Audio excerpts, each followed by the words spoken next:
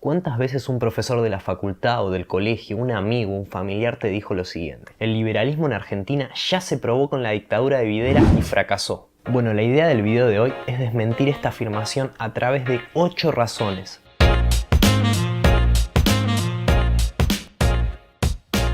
Yo soy Luciano Aguiló y hoy vamos a hablar de por qué el gobierno de la dictadura militar no fue liberal o neoliberal. El video de hoy vendría a ser una precuela del video de Menem que hicimos anteriormente, en el que hablábamos de unas cuantas razones de por qué creíamos que su gobierno no había sido liberal. Los mismos que señalan que durante los 90 el Estado se retiró de la economía y le cedió la pelota al mercado, afirman que la Argentina de Videla se usó como el laboratorio de políticas neoliberales que recién se generalizarían 2 décadas después en el continente. Lo primero que vamos a señalar es que una dictadura, un sistema político que se impone por la fuerza, es todo lo contrario al liberalismo. Sin embargo, en el video de hoy nos vamos a limitar a analizar solamente el accionar económico de la dictadura. ¿Y por qué pensamos que no fue una estrategia liberal o neoliberal, sino un conjunto de medidas llenas de contradicciones? El 2 de abril de 1976, José Alfredo Martínez de Hoz, ministro de Economía durante gran parte del proceso, dirigía su primer discurso al país, donde explicaba los problemas económicos de la Argentina a través de un diagnóstico liberal. Remarcaba la necesidad de eliminar el déficit fiscal y la inflación, condenaba al Estado cuando intervenía en la economía y defendía el mecanismo de mercado como principio básico orientador de la actividad económica. Muchas veces se juzga los procesos históricos por lo que piensan o dicen sus protagonistas y no por lo que efectivamente hicieron. Por esta razón teníamos ganas de hacer este video y tratar de explicar las razones de por qué pensamos que este periodo de la historia no fue liberal.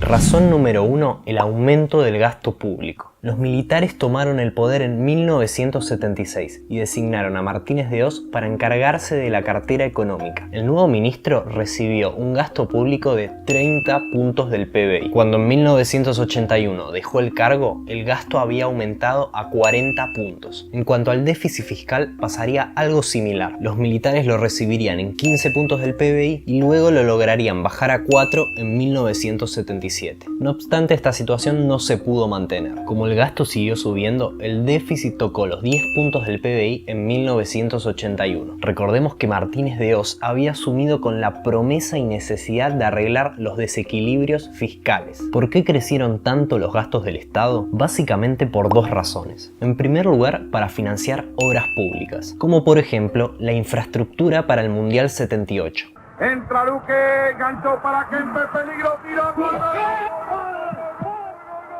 Y en segundo lugar, para pagar los intereses de la deuda recibida y sobre todo de la deuda que progresivamente iban a ir tomando. Luego de este rotundo fracaso empezamos a corroborar que una cosa es lo que dicen los funcionarios y otra lo que efectivamente terminan haciendo.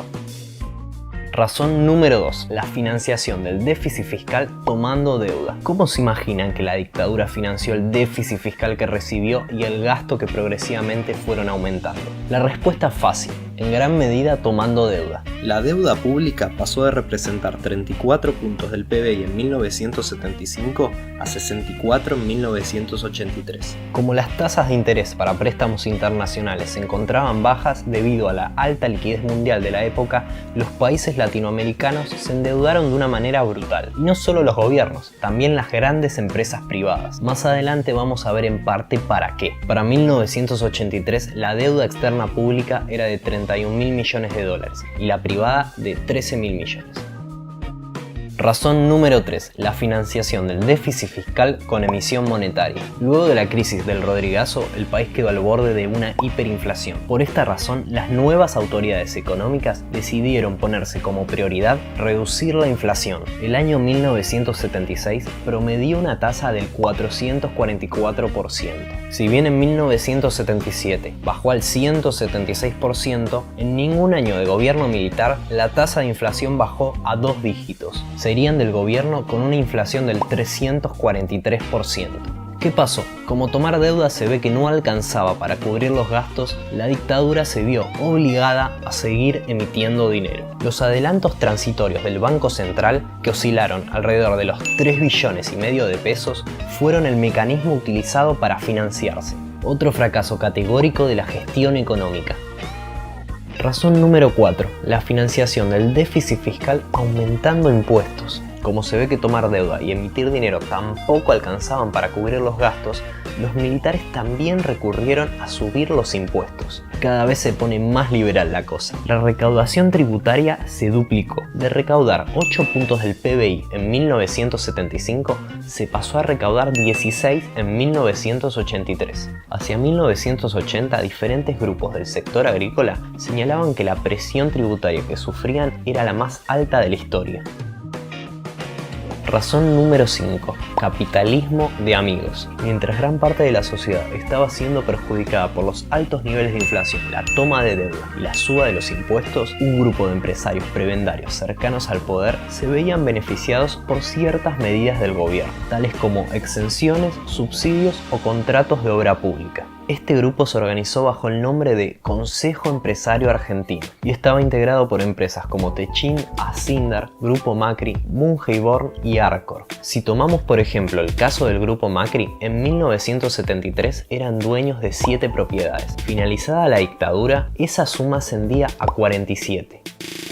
Razón número 6. La estatización de empresas privadas. En este punto vamos a nombrar los casos de Austral y la compañía Ítalo-Argentina de Electricidad. Dos empresas con graves problemas económicos, pero que la dictadura decidió estatizar para salvar a empresarios amigos. En 1957, la Anónima, sí, los supermercados, y otros socios crearon la compañía Austral Líneas Aéreas. En 1980, el Gabinete Económico decidió que el Estado argentino, principal acreedor de la empresa, se quede con la aerolínea ya que se encontraba al borde de la quiebra. Curiosamente, el principal accionista de la Anónima, con más de un 70%, era William Reynal, primo de Alejandro Reynal, que por entonces integraba el equipo económico de Martínez de Hoz como vicepresidente del Banco Central. Por otro lado, el único acreedor privado era el Banco Latinoamericano, propiedad de Eduardo Zayek, que tenía acciones en Austral por aproximadamente $7 millones. Zayek fue secuestrado el 31 de octubre de 1980, torturado y obligado a liquidar su banco para completar la estatización. El caso de la Ítalo es similar.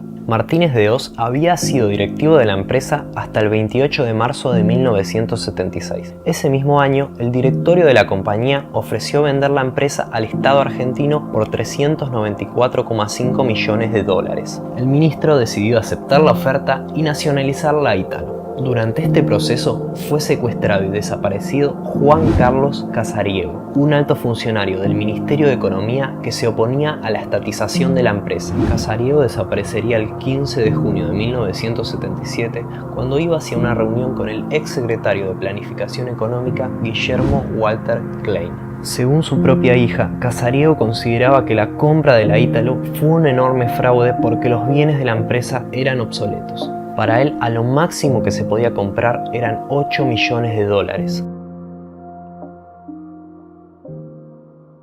Razón número 7. El control del tipo de cambio. Tras varios intentos fallidos por controlar la suba de precios, el Gabinete Económico decidió anclar el tipo de cambio y así tratar de frenar las expectativas inflacionarias. Lo hicieron a través de un instrumento popularmente conocido como tablita cambiaria. Con este sistema, el gobierno anticipaba cuánto iba a ser el porcentaje de devaluación día por día desde enero hasta agosto de 1979. Sin embargo, en ese periodo la inflación aumentó mucho más que la devaluación programada, de modo que el peso se comenzó a sobrevaluar, afectando así al sector exportador y al sector industrial. En el punto 2 habíamos dicho que las empresas se endeudaban con el extranjero. Bueno, lo que hacían era tomar un préstamo en dólares que luego convertían a pesos. Esos pesos eran colocados en instrumentos argentinos con altas tasas de interés que luego de varios meses obtenían ciertas ganancias. Esas ganancias eran reconvertidas a dólares a una cotización que la gente ya conocía debido a la tablita cambiaria. Con esos dólares ganados se volvía a repetir la operación. Todo este proceso se popularizó bajo el nombre de bicicleta financiera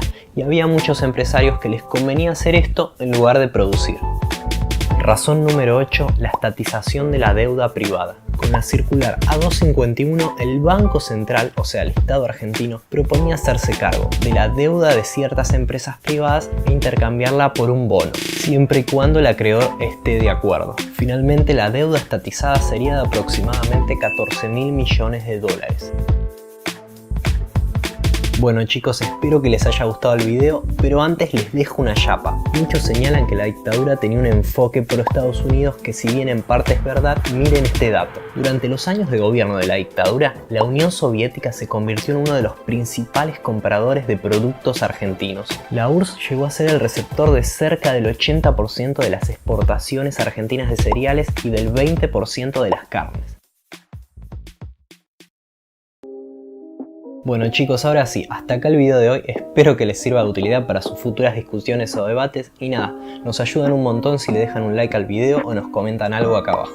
Y si quieren aportar a que el canal siga creciendo, les dejamos los links de Patreon y de Mercado Pago abajo en la sección de comentarios, o si no, nos mandan un mail a losherederosdealberdi@gmail.com. Nos vemos la próxima. Abrazo grande.